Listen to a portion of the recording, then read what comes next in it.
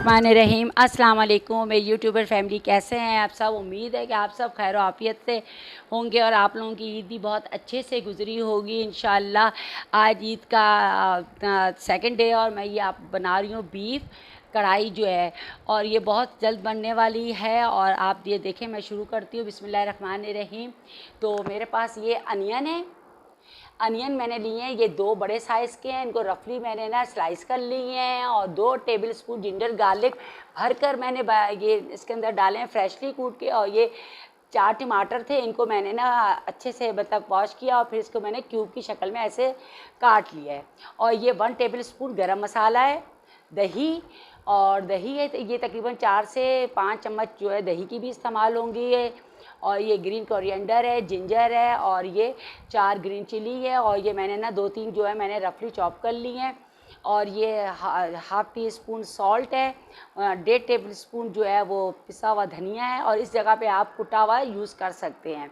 और ये half tea spoon जो है ब्लैक पेपर है फ्रेशली कुटी हुई, और 1 स्टिक जो है ये इसका है दालचीनी का। और ये एक मैंने जो है बड़ी इलायची ली है, इससे इसकी खुशबू बीफ में बहुत अच्छी सी आती है। और 1 टीस्पून के करीब मैंने जो है वाइट वाला सफ़ेद ज़ीरा लिया है।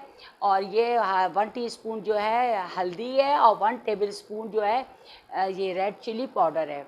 ठीक हो गया। अब हम साथ ही शुरू कर देंगे। और ये मेरे पास है 1 केजी हड्डी वाला जो है ना बीफ है, ठीक है। और ये मैं ऐसे ही डाल दूँगी इसके अंदर सारी चीज़ें। बिस्मिल्लाहिर्रहमानिर्रहीम। पहले मैं इसमें ये टमाटर और ये जिंजर गार्लिक जो है ये डालूँगी, और ये ऐसे ही जल्दी से ये बन जाएगा सारी चीज़ें। और कुर्बानी के गोश्त के तकरीबन लोग ऐसे ही बनाते हैं, हमारे पंजाब में तो बहुत इस तरह से टेस्टी पसंद किया जाता है। आखिर में इसको फिर बहुत अच्छे से हम भून लेते होते हैं। अब मैंने ये डाल दिया इसके अंदर, और इसके अंदर मैं डालूँगी 1 कप जो है पानी का, 1 गिलास, सॉरी 2 कप होंगे और 1 गिलास। ठीक हो गया, ये इसके अंदर डाला है मैंने। और अब मैं चूल्हे को जला दूँगी बिस्मिल्लाहिर्रहमानिर्रहीम करके, और इसको मैं ढक के तकरीबन 50 मिनट या 40 मिनट जो है मैं इसको कुक करूँगी, और जब तक इसका पानी खुश्क ना हो जाए और अच्छे से बीफ जो है गल ना जाए। जी बस देखिए, मेरा ये गोश्त जो है ना अच्छे से गल गया है। और ये मैं ना इसको ना देखिए सारी बोटियाँ अच्छी सी गल गई हैं, और ना बहुत गर्म है, अभी वेरी हॉट है।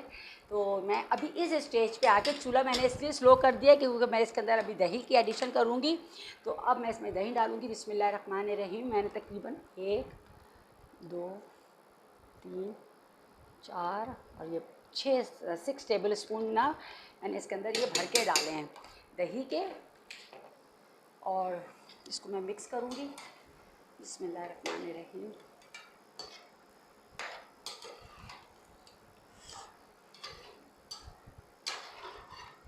जब मैं इसमें दही डालूँगी और फिर जो ना मैं इसके साथ जो है ये गरम मसाला भी डाल दूँगी, और हरे मसाले भी डाल दूँगी, ये वाले ग्रीन,